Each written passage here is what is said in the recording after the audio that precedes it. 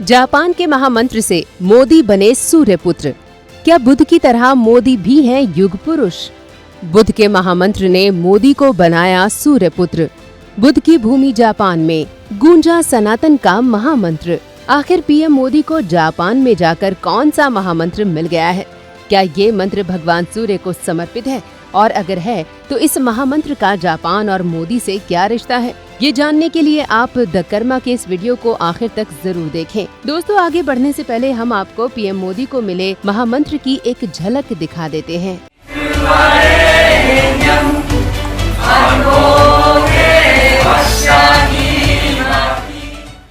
सनातन प्रेमियों, देखा आपने कैसे पीएम मोदी के जापान दौरे में उनका स्वागत गायत्री मंत्र के साथ किया गया। पर आखिरकार विज्ञान के क्षेत्र में अपना दबदबा दुनिया पर जमाने वाले देश ने पीएम मोदी का स्वागत गायत्री मंत्र के साथ क्यों किया? इस सब के पीछे ही सनातन का अलौकिक ज्ञान है। एक हैरत अंगेज बात जो शायद आप न जानते हो वो ये है कि गायत्री मंत्र भगवान सूर्य को समर्पित है, क्योंकि सूर्य ही प्रकाश, जीवन और ऊर्जा का स्रोत है। अगर सूर्य ना हो तो धरती की कल्पना करना भी एक बड़ा मजाक होगा।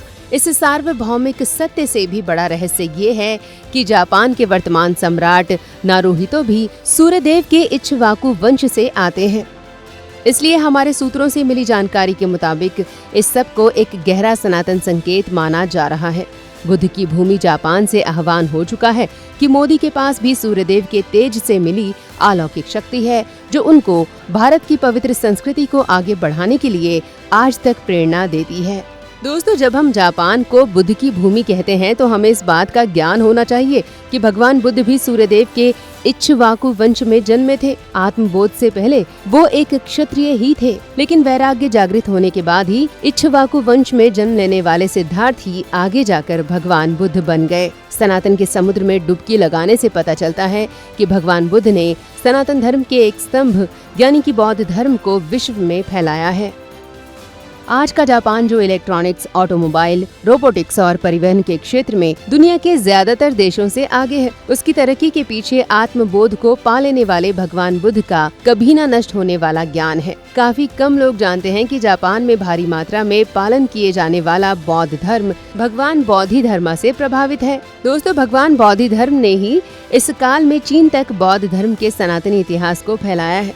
इतिहास की मानी जाए तो उनके तप और ज्ञान ने ही जापान को बुद्ध की महान भूमि बनाया है।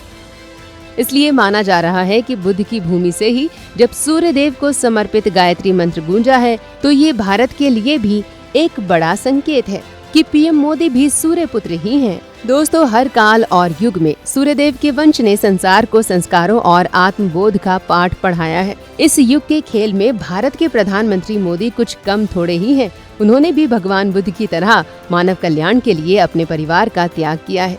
उन्होंने अध्यात्म और राजनीति को एक करके उदाहरण पेश किया है कि अपने पास कुछ न भी होकर दुनिया से हाथ मिलाया जा सकता है, और वक्त आने पर किसी के दिल में शत्रु बोध हो तो उससे हाथ जुड़वाया भी जा सकता है। दोस्तों, हम ऐसा इसलिए कह रहे हैं क्योंकि मोदी को झुकाने के लिए दुनिया की कई ताकतों ने अपनी शक्ति लगा दी, पर ना ही तो मोदी झुके हैं और ना ही उन्होंने कभी इक्ष्वाकु कुल में जन्मे भगवान राम और भगवान बुद्ध की तरह किसी निर्दोष को कष्ट देने का महापाप किया है।